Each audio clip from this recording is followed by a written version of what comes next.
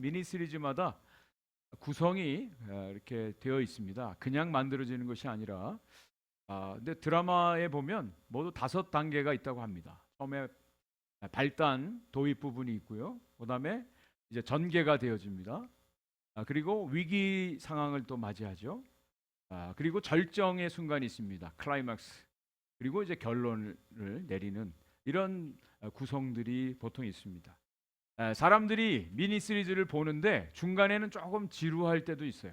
그래도 끝까지 참고 그 드라마를 보는 이유는 마지막 엔딩, 마지막 결론 부분이 해피 엔딩으로 끝나는 경우들이 있기 때문에 그렇습니다. 그래서 좀 마음 안에 카타르시스를 느끼기 위해서 끝까지 참고 드라마를 보는 것 같습니다.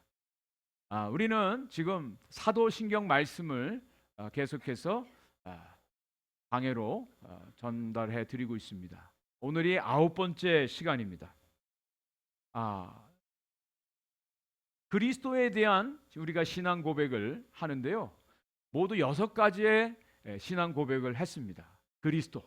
그리스도에 대한 부분이 제일 많은데요. 첫 번째로는 하나님의 아들이시다. 하나님이시다.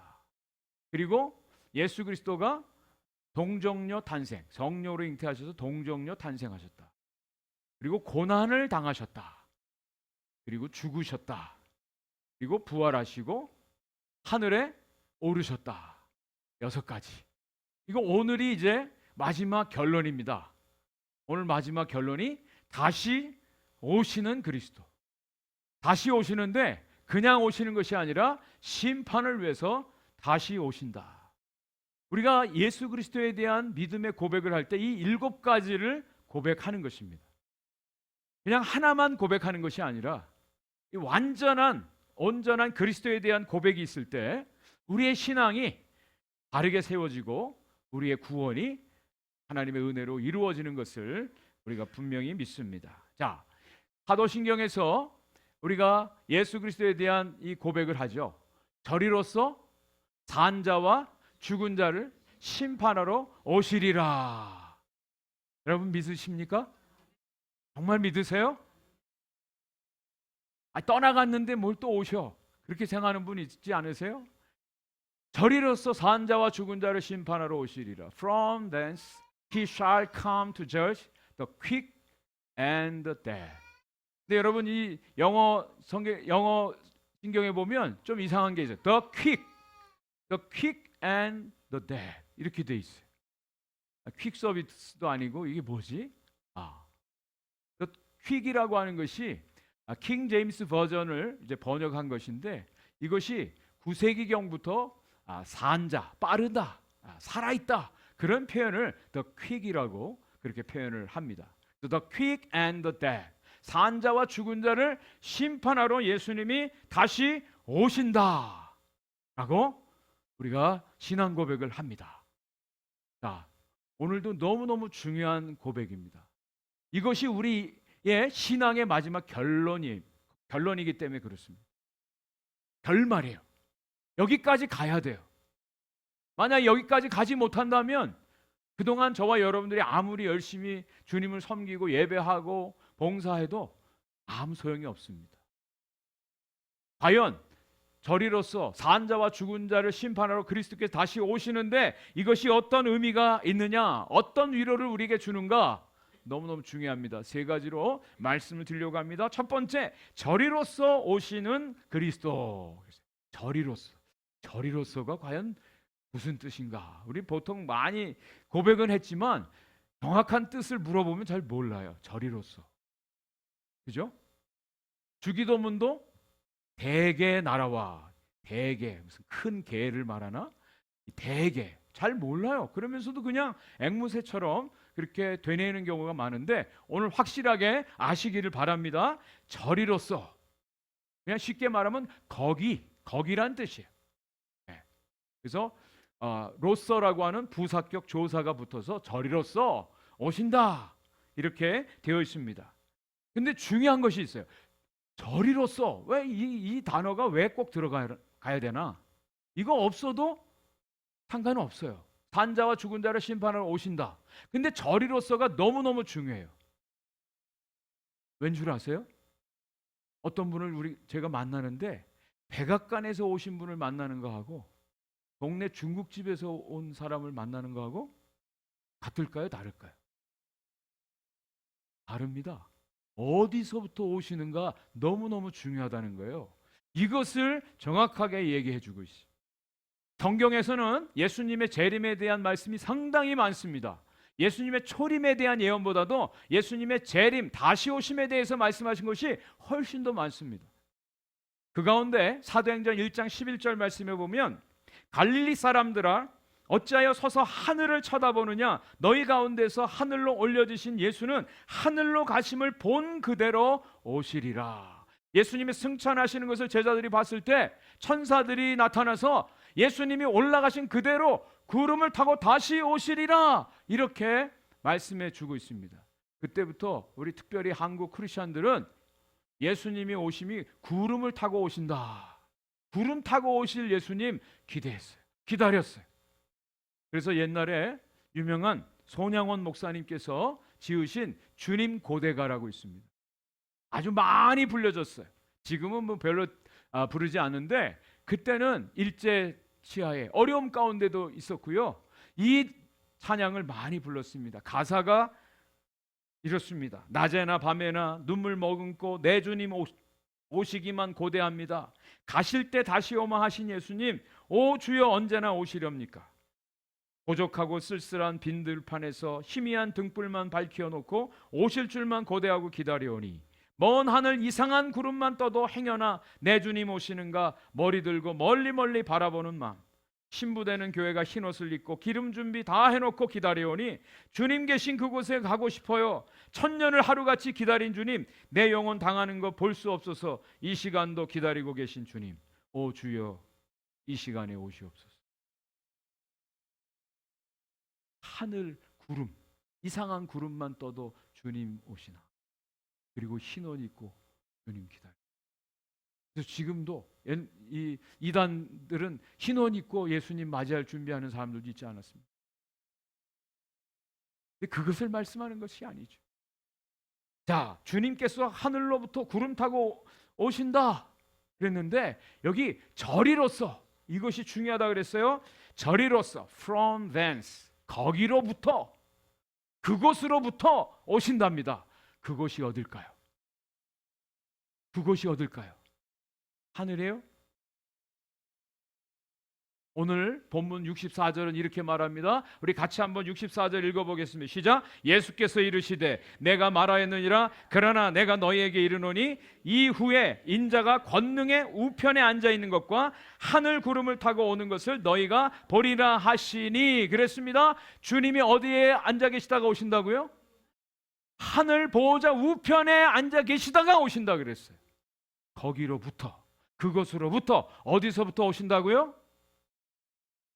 그냥 하늘로부터가 아니라 정확하게 하나님 보호자 우편으로부터 오신다.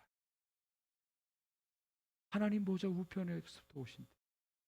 지난주에 말씀드렸습니다. 이 우편이라는 것은 힘, 권세, 영광, 존귀, 능력을 상징한다 그랬습니다.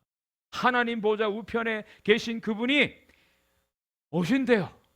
능력과 권능과 존귀와 영광을 가지고 오신답니다. 이것은 단순한 장소적인 플레이스를 얘기하는 게 아니에요. 하나님의 권세를 가지고 오신다는 뜻이에요. 하나님의 영광을 가지고 오신다는 뜻이에요. 하나님으로서 오신다라고 하는 뜻입니다. 그래서 예수님께서 요한복음 5장 22절 27절 말씀에 이렇게 말씀하셨어요. 아버지께서 아무도 심판하지 아니하시고 심판을 다 아들에게 맡기셨으니 27절에는 또 인자됨으로 말미암아 심판하는 권한을 주셨느니라. 그 심판하는 권한을 누구에게 주셨다고요? 인자에게 주셨다. 예수 그리스도에게 주셨다. 여기 인자됨이라고 하는 것은 하나님의 아들을 말합니다. 하나님을 말합니다. 하나님의 권세를 가지신 분을 말합니다. 그냥 장소 하늘로부터 오신다 그런 뜻이 아니라 하나님의 권세를 가지고 이 땅에 오신다. 이것을 말씀해 주는 거예요. 이것이 왜 중요한가? 왜 중요한가? 여러분, 예수님께서 이 땅에 초림에 오셨습니다. 아기 예수로 오셨어요. 초림에 오신 예수님은 무엇을 위해서 오셨냐? 우리를 구원하시기 위해서 오셨어요. 그래서 우리와 같이 아기로 태어나셨고 우리와 같이 어린 시절을 지내셨고 우리의 인간의 한계와 그 모든 시간과 공간의 그 연약함을 다 담당하시고 고난을 당하시고 십자가에 죽으시고 부활하시는 모든 것들을 다 경험하셨어요. 이것을 통해서 우리에게 영원한 생명 구원을 주시기 위해서 이 땅에 예수님이 오셨다는 거예요. 그리고 예수님은 우리에게 보여주실 수 있는 모든 자비와 긍휼과 사랑을 다 보여주셨어요.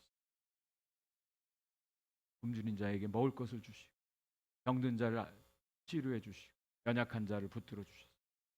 자, 그런데 이제 예수님이 다시 세컨드 커밍, 예수님이 다시 재림에 오시는데 재림에 오시는 목적은 뭐냐? 심판을 위해서 오신다는 거예요. 심판을 위해서 오신다는 거예요. 이미 다 주실 건 다 주셨어요.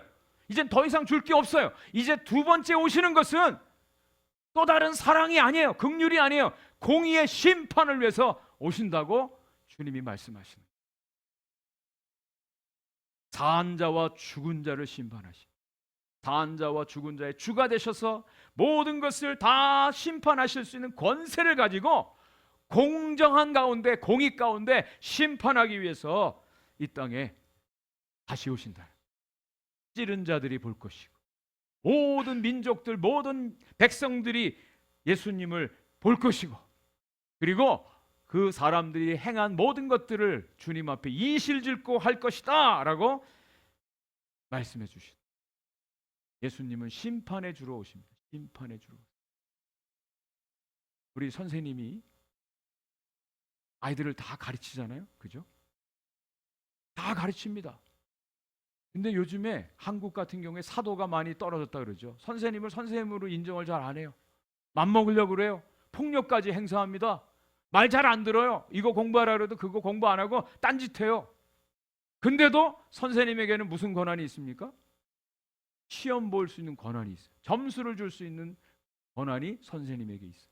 아무리 선생님에 대해서 잘못 생각을 하고 반항하고 말 안 들어도 마지막 그 시험 앞에서는 학생들이 다 선생님의 권위 앞에 무릎을 꿇어요. 선생님은 다 가르칠 거 다 가르쳐 주죠. 만약 가르쳐 주지 않고 시험을 본다면 그건 잘못이죠. 근데 다 가르쳐 줄 수 있는 걸 다 가르쳐 주고 마지막 심판, 시험할 수 있는 권한이 선생님에게 있어요. 마찬가지로 우리 예수 그리스도께서 이 땅에 오셔서 우리에게 주실 것을 다 여러분 부족하다고 생각하세요?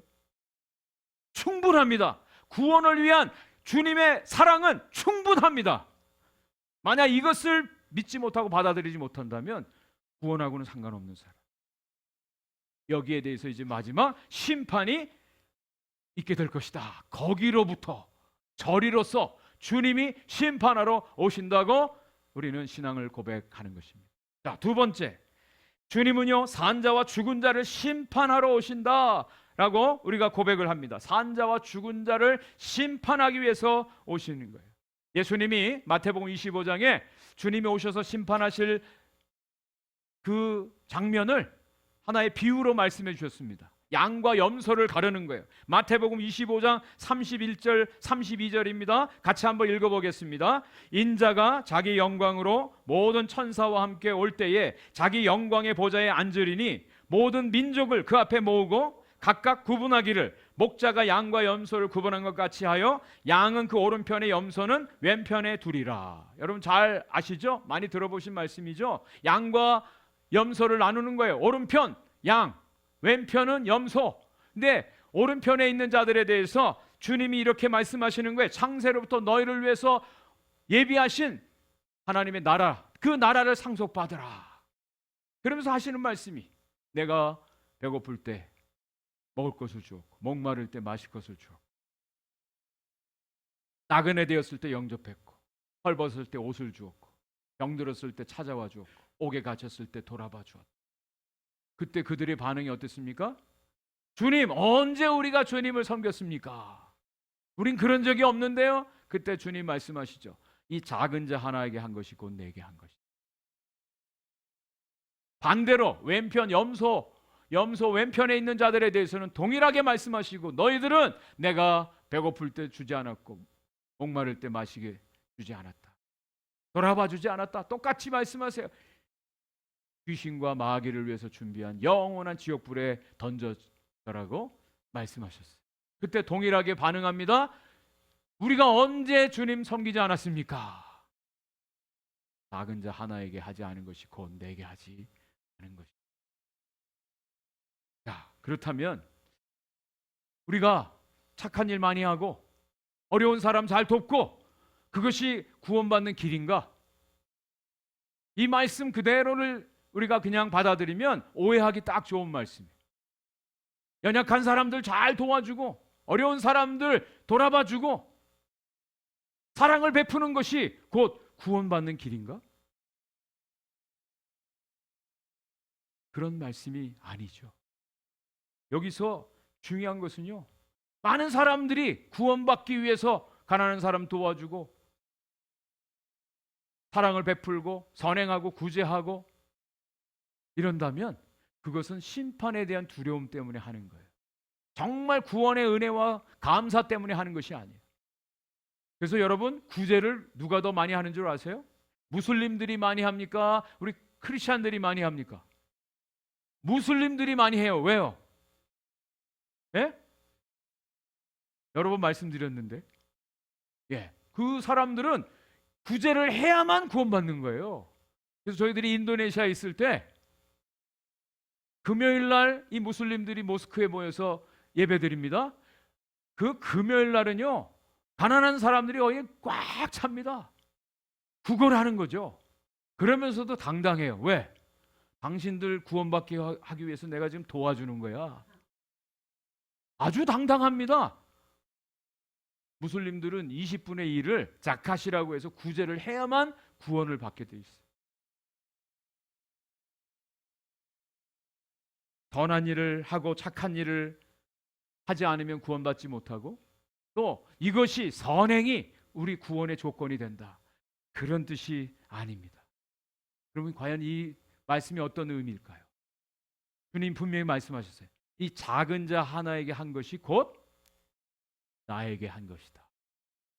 쉽게 말씀드리면 주님과 친해야 된다. 주님과 온전히 연합되어져야 된다는 거예요. 주님을 섬겨야 된다라고 하는 것입니다. 여러분, 아무리 선행을 많이 하고 구제를 많이 해도 그것이 주님을 섬기는 마음이 아니라 자기 자신을 나타내는 것이라면 그것이 진정한 구제와 섬김이 아니죠. 우리가 예수 그리스도를 믿고 예수 그리스도와 온전히 연합되어지고 내 안에 예수 그리스도가 사시고 예수 그리스도가 주인 되어져서 살아가는 삶, 그것이 진정한 크리스찬의 삶입니다. 진정한 그리스도인의 신앙은요, 행위가 아닙니다. 존재입니다. 그리스도와의 관계입니다. 예수 그리스도가 정말 나의 주님으로, 나의 구세주로 내 안에 계신가? 내가 주님과 함께하는 삶을 사는가? 진정한 예수 그리스도를 믿는 사람들은요, 이 심판의 날이 어떤 죄에 대한 선고가 아니라 이것이 구원의 날이 될 것입니다. 두려움과 공포의 날이 아니라 소망과 기쁨의 날이 될 것입니다. 왜요? 여기서 아주 가장 중요한 말씀을 드릴게요. 누가 심판하러 오신다고요? 예수 그리스도가 심판하러 오신대. 예수 그리스도가 저와 여러분들을 위해서 무슨 일을 하셨습니까? 저와 여러분들의 죄를 위해서 십자가에 죽으셨습니다. 그리고 그분이 부활하셨습니다. 그리고 하늘에 올라가셔서 하나님 보좌 우편에서 지난주에 설교 말씀처럼 우리를 위해서 무엇을 하고 계시다고요? 우리를 위해서 중보하시고 대언해 주고 계시다라고 말씀해 주고 있는데, 바로 그 주님이 심판의 주로 오신다라고 하는 거예요. 다른 분이 아니라 바로 그분이 오신다는 거예요. 그래서 아까 사도행전 1장 11절 말씀 우리가 읽었는데요, 하늘로 올라가신 그 예수님, the same Jesus, 그분이 다시 오신대요. 저와 여러분들이 어떤 영주권 서류 이렇게 접수하고 그럴 때 제일 염려하는 게 뭐예요? 내가 혹시 영주권 접수했는데 담당자가 중간에 바뀌어서 내 서류가 어떻게 되면 어떡하지? 그런 염려 되죠. 중한 병이 걸려서 의사를 만났는데 의사 주치의 만나서 상담받고 이제 치료를 받는데 중간에 주치의가 바뀌었어요. 그러면 내 병력이나 나에 대한 인포메이션을 제대로 전달 못 해줬으면 어떡하지? 그런 거에 대한 염려가 있지 않아요? 근데 오늘 중요한 것은요, 우리 주님이 저와 여러분들을 위해서 대신 십자가에 죽어주셨어요. 그죠? 그걸 믿습니다. 그 주님이 하늘에 승천하셔서 하나님 보좌 우편에서 지금도 저와 여러분들의 이름을 불러가면서 하나님 아버지, 저 인간, 저 연약함을 나 때문에 나를 보시고 용서해 주시옵소서. 하나님 아버지께 지금 중보하고 계시다는 거예요. 그 주님이 심판의 주로 오신답니다. 그 주님이 저와 여러분들을 아실까요? 모르실까요? 아셔요. 아신다. 최근에 우리 한국 다녀오신 분들이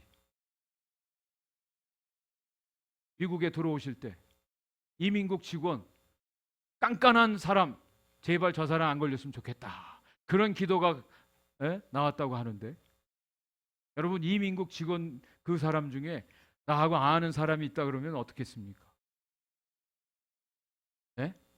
얼마나 마음이 편하게. 우리 주님이 나를 아신다. 나의 연약함을 아셔. 베드로의 그 연약함을 주님이 다 아셨고요. 그 안에 반석이 있는 것을 아셨고, 나다나엘 안에서 간사함이 없는 참 이스라엘인 것을 주님이 알아보셨다 그랬어요. 그 주님이 저와 여러분들을 모르시겠습니까? 우리의 모든 것을 다 아세요.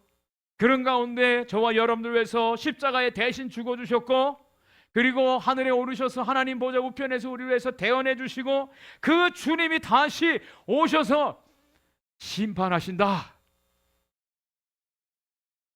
관건은 무엇입니까? 그 심판의 주님과 아는가 모르는가, 이것이 가장 중요한 일이라는 거예요. 이 날이 우리에게 두려움의 날이 아니라 공포의 날이 아니라 위로의 소망이 되는 줄 분명히 믿습니다. 우리가 주님 맞이하기 위해서 뭘 하라는 게 아니라 정말 주님 안에 온전히 거하면 돼요. 주님의 사랑을 온전히 받아들이면 돼요. 주님과 온전히 사귀고 주님과 온전히 교제하는 귀한 은혜 가운데 주님 다시 오실 때 영광의 그 자리에 서게 될 줄 분명히 믿습니다. 아빠 찬스라는 거 아시죠? 한국에 아빠 찬스. 이게 네거티브로 많이 사용되어지는데 저는 이것을 포지티브한 긍정적인 찬스로 한번 해석해 보고 싶어요. 아빠 찬스 때문에 힘든 회사도 들어가고 학교도 들어가잖아요. 우리에게는 무슨 찬스가 있다고요? 그리스도 찬스. 우리의 어떤 것 때문에 우리가 구원받고 심판에 이르지 않은 것이 아니라 그리스도 찬스, 그리스도 때문에 우리가 구원의 반열에 서게 되는 줄 믿습니다. 여러분, 아빠 찬스는 사용하지 마세요. 그러나 그리스도의 찬스는 마음껏 사용하시기를 바랍니다. 그리스도의 찬스. 예수 그리스도가 계세요. 예수 그리스도가 계세요. 그분이 나의 주님이세요. 이거 붙들고 우리가 가는 거예요. 자, 마지막 결론입니다. 이 주님의 다시 오신 이 심판은요, 마지막 심판입니다. 마지막 심판이에요. 그리스도께서 다시 오시면 인간의 역사는 끝납니다. 그것으로 하나님의 역사가 이제 다 마무리가 되어집니다. 하나님의 나라가 온전히 임하고요, 하나님의 영광의 나라가 온전히 완성되어집니다. 세상에서는요, 패자부활전이 있습니다. 3세판이 있습니다. 그러나 하나님의 심판에는 결코 3세판이 없습니다. 연옥 없습니다. 연옥 같은 소리 하지 마세요. 이 세상에서 우리가 온전히 주님과의 관계 속에서 거기서 끝입니다. 주님의 마지막 심판만이 있습니다. 요한계시록 22장 12절 말씀에 보라, 내가 속히 오리니 내가 줄 상이 내게 있어 각 사람에게 그가 행한 대로 갚아 주리라. 그래서 하이델베르크 신앙 고백서에 52번에 보면 이런 질문이 나와요. 그리스도께서 산 자와 죽은 자를 심판하러 오신다는 것이 당신에게 어떤 위로가 있습니까? 우리 그 밑에를 다 같이 읽어보겠습니다. 시작. 그리스도께서 그분과 나의 원수는 다 영원한 정죄 가운데로 던지실 것이지만 나와 택하신 모든 사람은 자기에게로 이끄사 하늘의 기쁨과 영광을 맛보게 하실 것입니다. 네. 주님의 원수들은, 나의 원수 주님의 원수들은 다 정죄 가운데 다 심판하실 것이지만 나의 택한 모든 사람들, 주님의 택한 자들은 하늘의 기쁨과 영광을 맛보게 하실 것입니다. 주님 다시 오심이 두려운 날이 아니라, 공포의 날이 아니라 소망의 날이요, 기쁨의 날이요, 감사의 날인 줄 분명히 믿습니다. 우리가 주님을 만날 때 우리는 주님을 알아보게 될 것입니다. 주님을 알아보게 될 것입니다. 오늘 아침에 교회에 왔는데 저의 사무실에 편지가 하나 와 있었어요. 모르는 편지였어요. 근데 한국에서 온 거예요. 오픈도 교회 시니어 패스터 앞. 그래서 뭔가 하고 열어봤어요. 그랬더니 브로셔가 들려있는데 재림 예수 딱 나오는 거예요. 야, 지금도 재림 예수를 믿고 있나. 그래서 사진까지 거기 딱 있더라고요. 재림 예수는 몇 년 몇 월 며칠에 태어나셨고 뭐 이렇게 해가지고, 야, 그냥 읽어도 안 보고 그냥 쓰레기통에. 주님이 다시 오시는, 저와 여러분들 분명히 그분을 알아보게 될 것입니다. 주님에 대한 분명한 확신과 믿음이 있길 바랍니다. 우리 로마서 8장 1절 말씀, 우리가 담대하게 주님 맞이할 근거가 이 말씀 가운데 있습니다. 같이 한번 읽겠습니다. 시작. 그러므로 이제 그리스도 예수 안에 있는 자에게는 결코 정죄함이 없나니. 할렐루야.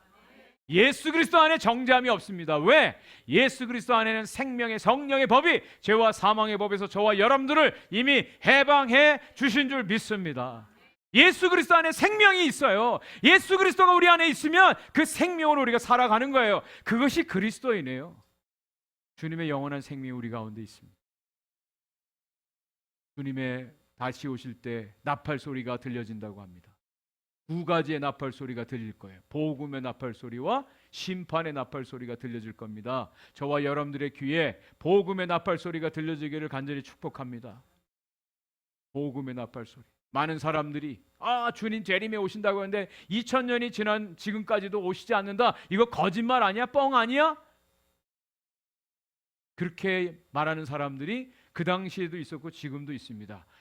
이 사람들에 대해서 베드로 사도가 이렇게 분명히 말합니다. 베드로후서 3장 8절 9절 말씀 같이 마지막으로 한번 읽겠습니다. 시작. 사랑하는 자들아, 주께는 하루가 1000년 같고 1000년이 하루 같다는 이 한 가지를 잊지 말라. 주의 약속은 어떤 이들이 더디다고 생각하는 것 같이 더딘 것이 아니라 오직 주께서 너희를 다하여 오래 참으사 아무도 멸망하지 아니하고 다 회개하게 이르기를 원하느니라. 아멘.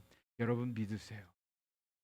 주님 오시는 게 더딘 게 아니라 하나님이 한 사람이라도 더 회개하고 주님께 돌아오기를 하나님이 기다려 주신다. 우리가 더딘 게 아니라 하나님이 기다려 주신다. 어제 에릭과 줄리가 결혼을 했습니다. 작년부터 결혼한다고 그랬는데 금방 안 하더라고요. 네. 그래서 한참 남은 줄 알았어요. 금년 2025년 시작할 때도 7월 달 아직 멀었지 그랬어요. 근데 어제가 그날이에요. 그날이 오더라고요. 그날이 와요. 제가 주보 칼럼에 11,281일, 줄리가 94년 8월 20일 날 28시간의 엄마 산통 가운데 태어났어요. 그리고 11,281일 저희 집에서 같이 살다가 어제 시집을 간 거예요.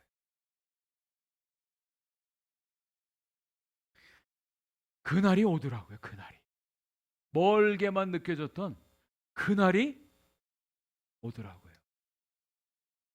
아시겠어요? 그날이 옵니다. 주님 다시 오시는 그날이 옵니다. 예수님께서 주님 다시 오시는 그 마지막을 어린 양의 혼인잔치로 비유해 주셨어요. 어린 양의 혼인잔치. 두 사람이 결혼식을 준비하면서 정말 기도도 많이 하고 너무너무 준비를 참 많이 했어요. 그래서 정말 제가 감사하고 기뻤어요. 결혼식이 너무너무 아주 착착착착 너무 오가나이즈도 잘 되고 너무 아름다운 그런 결혼식이었어요. 결혼식에 끝까지 남아있었던 건 처음이었어요. 5시간 동안. 보통은 그냥 결혼식 끝나고 밥 먹고 그냥 가면 되는데 5시간 끝까지 같이 있었어요. 그걸 보면서 잘 준비되었어요. 잘 준비. 하나님의 은혜를 베풀어 주셨어요. 결혼식을 이 두 사람이 얼마나 기다렸겠습니까? 그죠? 기도하면서, 준비하면서. 그리고 그날이 오고 기쁨 가운데 정말 하나님께 예배하고 감사를 표현하는 그런 모습을. 사랑하는 성도 여러분, 주님이 다시 오십니다. 그날이 우리가 그날을 기쁨으로 감사로 소망 가운데 맞이하는 은혜가 있기를 주의 이름으로 간절히 축원을 드립니다.